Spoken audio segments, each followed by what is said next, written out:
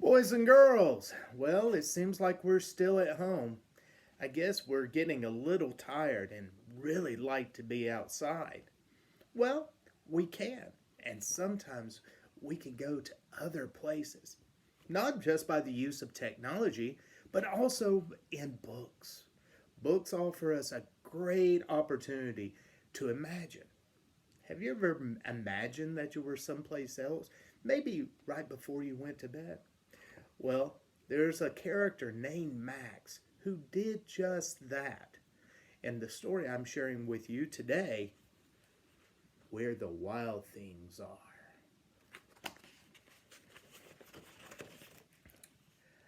The night Max wore his wolf suit and he made mischief of one kind.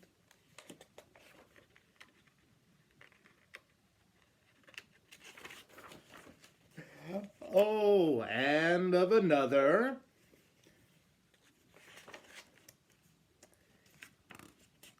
His mother called him Wild Thing, and Max says, I'll eat you up. And he was sent to bed without eating anything.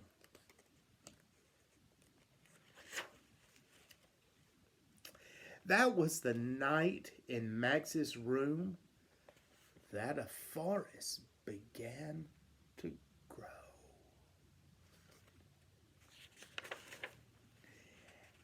And it grew.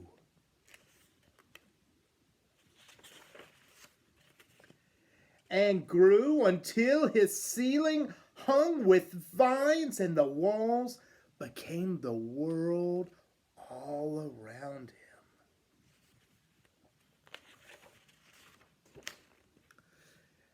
And an ocean began to tumble by with a private vote just for Max. And he sailed off through the night and through the day.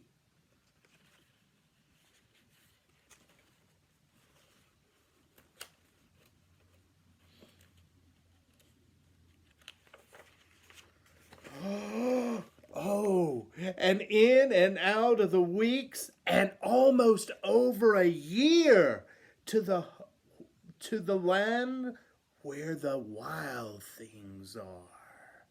Oh, he looks pretty scary, doesn't he? Oh, look. And where he came to the place where the wild things are, and they roared their terrible roar, roar, and they gnashed their terrible teeth, arr, and rolled their terrible eyes, and showed their terrible claws. Until Max said, Be still! And he tamed them with his magic trick of staring into all their yellow eyes without blinking once. And they were frightened, and they called him the most wild thing of all. Can you stare? You won. Oh, and they made him king of all the wild things. And now, cried Max, let the wild thing rumpus start. Oh, they're going to start dancing. Boop, bop, boop, bop, boop, bop, boop, a-doop, boop, a-doop, a-doop, boop. Oh, and look, they were dancing unto the night, looking and staring at the moon howling.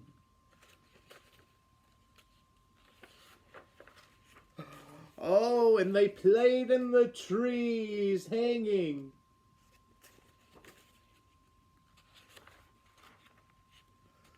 Oh, and they worshipped King Max, the wildest thing of all.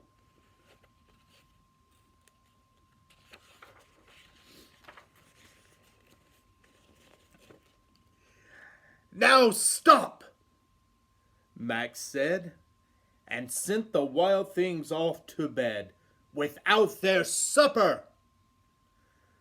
And Max, the king of all the wild things, well, he was lonely and wanted to be where someone loved him best of all. Then, all around from far away across the world, he smelled. He smelled something good to eat. So he gave up being king of where the wild things are.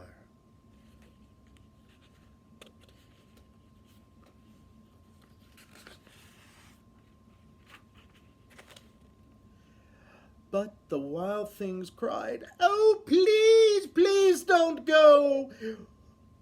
We'll eat you up. We love you so much." And Max said, "No, no, no."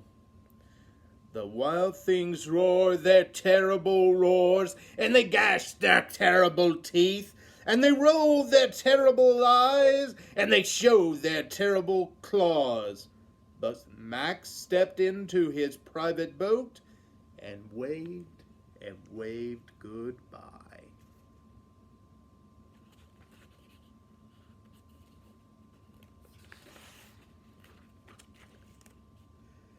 And he sailed. He sailed back over a year and in and out of weeks and throughout a day.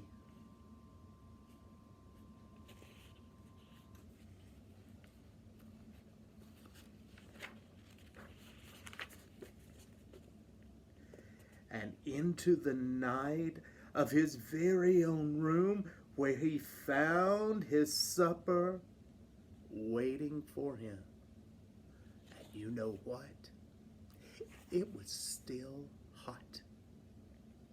Well, I hope you enjoyed our story of where the wild things are. Use your imagination.